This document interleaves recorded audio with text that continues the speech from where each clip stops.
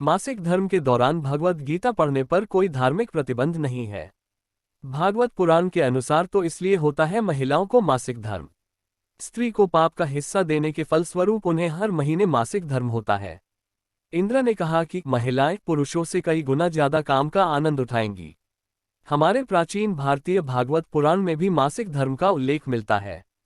उन्हें मासिक धर्म क्यों होता है, इस पर एक पौराणिक कथा भी मौजूद है जो इंद्रदेव से संबंधित है। भागवत पुराण में वर्णित एक कथा के अनुसार एक बार बृहस्पति, जो देवताओं के गुरु थे, वे इंद्रदेव से काफी नाराज हो गए। इसके चलते असुरों ने देवलोक पर आक्रमण कर दिया और इंद्र को अपनी गद्दी छोड़कर भागना पड़ा।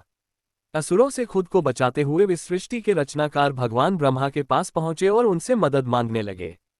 तब ब्रह्मा जी ने उन्हें बताया कि उन्हें एक ब्रह्मज्ञानी की सेवा करनी चाहिए। यदि वह प्रसन्न हो जाए तभी उन्हें उनकी गद्दी वापस प्राप्त होगी।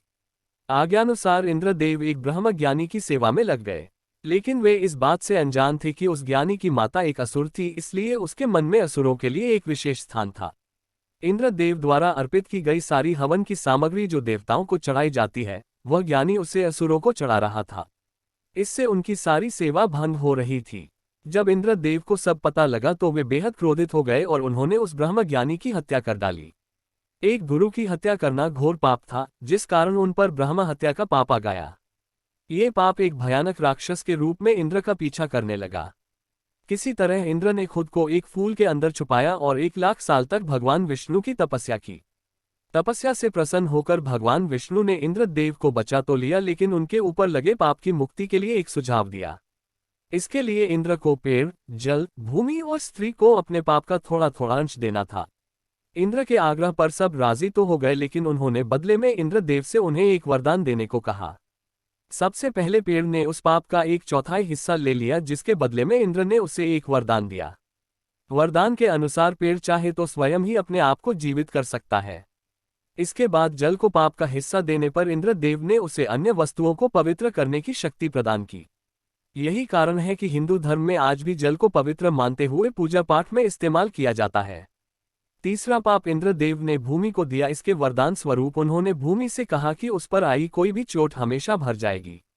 अब आखिरी बारी स्त्री की थी। इस कथा के अनुसार स्त्री को पाप का हिस्सा देने के फलस्वरूप उन्हें हर महीने मासिक धर्म होता है। लेकिन उन्हें वरदान देने के लिए इंद्र ने कहा कि महिलाएं पुरुषों से कई गुना ज्यादा काम का आनंद उठाएंगी। इस दौरान वे ब्रह्म हत्या यानी कि अपने गुरु की हत्या का पाप धो रही होती हैं, इसलिए उन्हें अपने गुरु तथा भगवान से दूर रहने को कहा जाता है। यही कारण है कि प्राचीन समय से ही मासिक धर्म के दौरान महिलाओं को मंदिर जाने की मनाही थी। भगवद गीता से संबंधित सभी कथाएं और प्रश्नों के उत्तर सुनने के लिए हमारे चैनल को सब्सक्राइब करें। अगर आपको हमारा कंटेंट पसंद आए तो शेयर जरूर करें। धन्यवाद।